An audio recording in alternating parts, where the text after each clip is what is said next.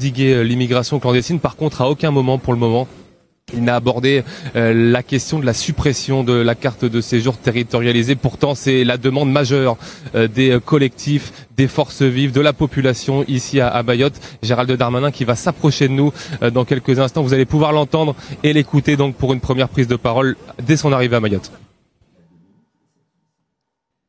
Et Gérald Darmanin qui va prendre la parole, qui s'apprête à prendre la parole. Les premiers mots de Gérald Darmanin. Bien, d'abord, je suis heureux d'être ici à Mayotte une nouvelle fois avec Marie Guévenoux, la nouvelle ministre déléguée aux Outre-mer qu'a nommé Monsieur le Président de la République et Monsieur le Premier ministre, qui fera un travail avec l'ensemble des territoires ultramarins. Je remercie Marie d'avoir proposé que le premier déplacement qu'elle puisse faire dans ce cadre de ses fonctions soit à Mayotte. Comme vous le savez, depuis maintenant plus de 3 ans, je suis régulièrement à Mayotte et je sais qu'il y a à Mayotte toutes les chances de réussir. Il y a en même temps la situation que nous connaissons aujourd'hui, qui est une situation évidemment extrêmement difficile pour les Mahorais, avec des barrages dont je veux dire qu'on peut comprendre les revendications, et nous sommes ici venus à la demande du Président de la République pour y répondre. Mais ces barrages, d'abord, handicapent l'île de Mayotte en premier. Handicap économiquement, avec une difficulté économique et du chômage. La ministre déléguée va recevoir la délégation des entreprises qui lui a demandé rendez-vous. Handicap au point de vue de la sécurité, puisque ces barrages font naître aussi de la violence. Et on profite parfois de ces barrages pour commettre des actes de violence. Alors je sais que ce n'est pas le souhait de l'immense majorité de la population. Handicap sanitaire, puisque le non-ramassage des détritus peut poser des questions évidemment de salubrité et de maladie. Et puis évidemment de départ, handicap d'attractivité pour Mayotte, de personnes qui repartent dans l'Hexagone, des médecins, des responsables économiques, associatifs, et c'est évidemment terrible pour Mayotte. Donc nous sommes venus là pour apporter des réponses à cette crise importante, et notamment en premier des réponses sur la question migratoire. Le président de la République m'a chargé de dire aux Mahorais que nous allons prendre une décision radicale, qui est l'inscription de la fin du droit du sol à Mayotte, dans une révision constitutionnelle que choisira le président de la République, c'est-à-dire qu'il ne sera plus possible de devenir français si on n'est pas soi-même enfant de parents français. Et nous couperons ainsi littéralement l'attractivité qu'il peut y avoir dans l'archipel mahorais.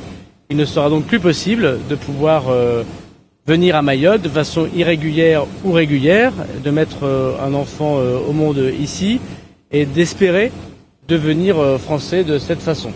Donc d'abord c'est une mesure extrêmement forte, nette, radicale, qui évidemment sera circonscrite à l'archipel de Mayotte. Il ne s'agit pas de le faire pour d'autres territoires de la République.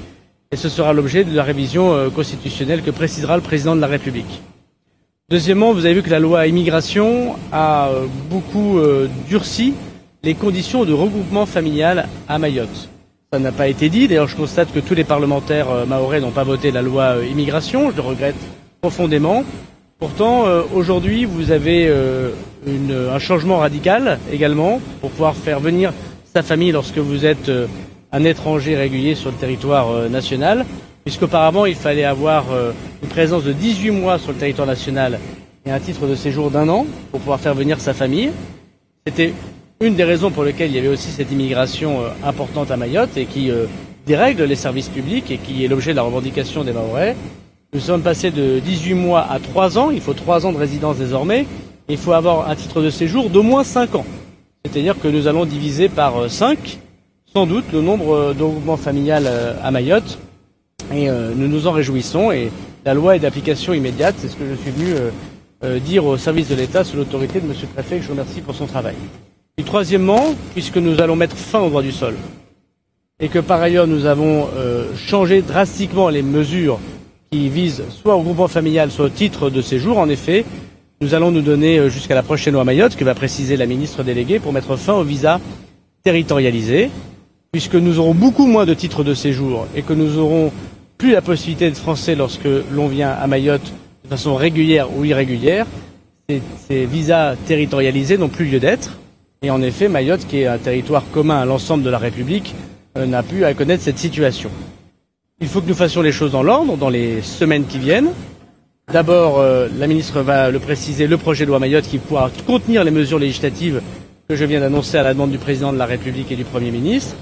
Et puis ensuite, et ça nous le verrons évidemment dans le travail que nous ferons dans quelques instants avec les élus et les collectifs et les citoyens que nous allons rencontrer tout au long de la journée, mettre en place d'autres dispositions, parce que Mayotte, c'est évidemment pas qu'une question migratoire, c'est évidemment beaucoup d'autres sujets économiques, sociaux, environnementaux. Je vais laisser Madame la ministre déléguée préciser le deuxième point et après on répondra à vos questions. D'accord, merci. Bonjour à tous. D'abord, vous dire que c'est mon premier déplacement à Mayotte. C'est mon premier déplacement à Mayotte en tant que Française, mais c'est mon premier déplacement à Mayotte en tant que ministre de l'Outre-mer, comme l'a dit le ministre de l'Intérieur. Au vu de la situation, il semblait évident pour moi de me rendre immédiatement ici à Mayotte.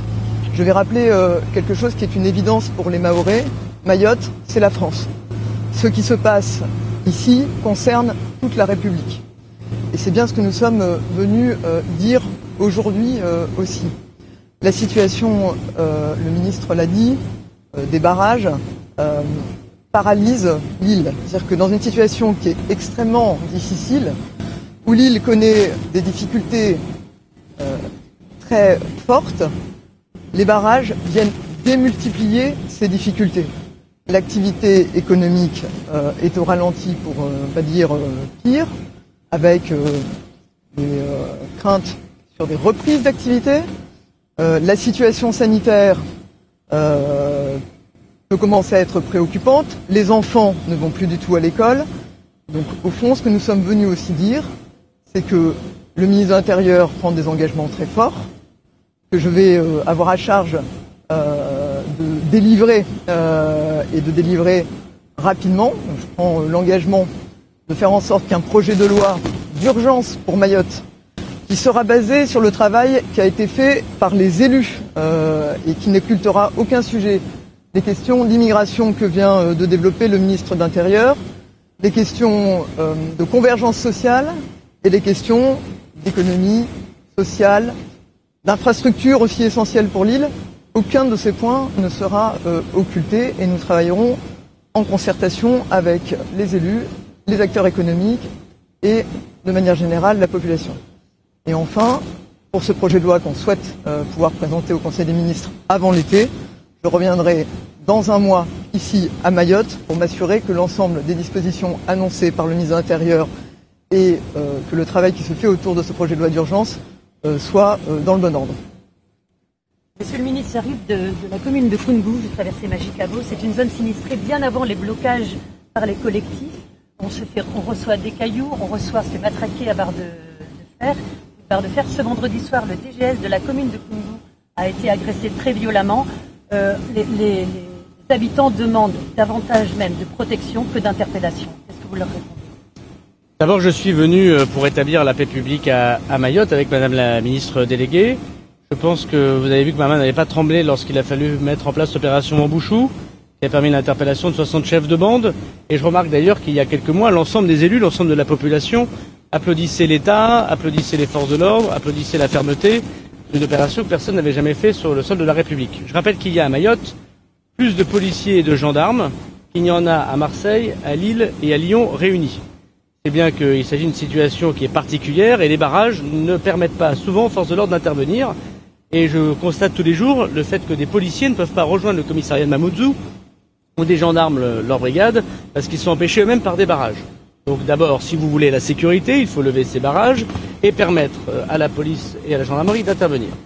Deuxièmement, je suis venu, comme vous l'avez vu, avec une équipe de 15 militaires du GIGN qui vont rester sur l'île et qui vont procéder dans les prochaines heures et les prochains jours à des interpellations systématiques, aidés par cela par les équipes de le peloton de la garde républicaine qui ont été envoyées voilà une semaine, et aussi par, et ça c'est très important, les enquêtes judiciaires que nous avons menées et qui permettront dans les prochains jours de faire des interpellations massives et très importantes contre la délinquance. Je condamne évidemment tous les actes de violence, à commencer par celui qui a touché Monsieur le directeur général des services. Et je regrette d'ailleurs que la condamnation de la violence ne soit pas unanime, et je regrette par ailleurs que la demande de lever des barrages ne soit pas unanime. On ne rétablit pas la paix publique en France, puisque Mayotte c'est la France, dans une situation qui pourrait être qualifiée d'insurrectionnelle. Donc je suis venu avec la ministre déléguée apporter des réponses extrêmement fortes.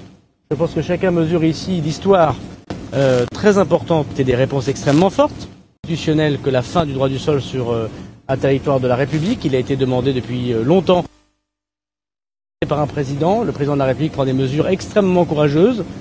La fin du visa territorialisé était une demande qui date depuis plus de 30 ans. Je crois que le président de la République, en prenant cette décision, veut dire aux Mahorais qu'il les a entendus.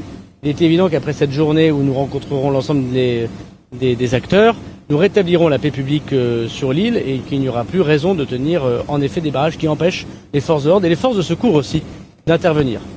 Je veux aussi dire que nous allons traiter le camp qui aujourd'hui est celui de Cavani. Comme je l'ai dit, je suis venu par ailleurs avec d'autres directeurs de mon administration. L'ensemble des directeurs d'administration du ministère de l'Intérieur sont là, à commencer par le directeur général de l'OFPRA, c'est-à-dire le grand patron de l'asile en France, mais aussi le directeur général de l'OFI, qui s'inquiète notamment du retour des personnes dans leur pays. Nous avons une difficulté particulière venant de l'Afrique des Grands Lacs, incontestablement, du fait de la misère et de l'islamisme qui touche l'Afrique des Grands Lacs et des populations qui fuient cette misère, mais Mayotte n'a pas à le subir. Et donc c'est pour ça que nous allons mettre fin à ce camp de Cavani, rapatrier en hexagone les personnes qui ont obtenu l'asile, qui ne resteront pas donc à Mayotte, comme j'ai commencé à le faire voilà 10 jours, et bien sûr renvoyer de façon évidente, rapide et efficace ces personnes qui n'auront pas obtenu l'asile, soit par des départs volontaires, et nous y mettrons des moyens. Vous savez, Mayotte n'est pas éligible à un dispositif de départ volontaire avec de l'aide financière pour repartir dans les pays d'origine, ce que nous faisons en hexagone. C'est pour ça que le patron de l'OFI est là pour pouvoir mettre ça en place avec des dispositions qui pourront naître dans le projet de loi Mayotte. C'est très concret et c'est très efficace. En hexagone, les départs volontaires sont plus nombreux que les départs forcés. Et donc c'est vraiment très important pour lutter contre l'immigration irrégulière. C'est un changement radical pour Mayotte. Et puis évidemment, des départs forcés dans un nouveau centre de rétention administratif. Je vous rappelle qu'il y aura un deuxième centre de rétention administratif qui sera construit à Grande-Terre par ailleurs, mais aussi des assignations à résidence. Donc la sécurité sera rétablie dans l'île une fois que nous aurons passé cette journée de discussion avec les annonces très fortes que nous allons faire. Merci. Prenez-y vos affaires pour pouvoir. Ouais. Alors, Gérald Darmanin très ferme dans son discours. D'ailleurs, on retient sa dernière phrase, le rétablissement de la sécurité après cette journée à Mayotte. Donc, il a annoncé quand même pas mal de choses. Il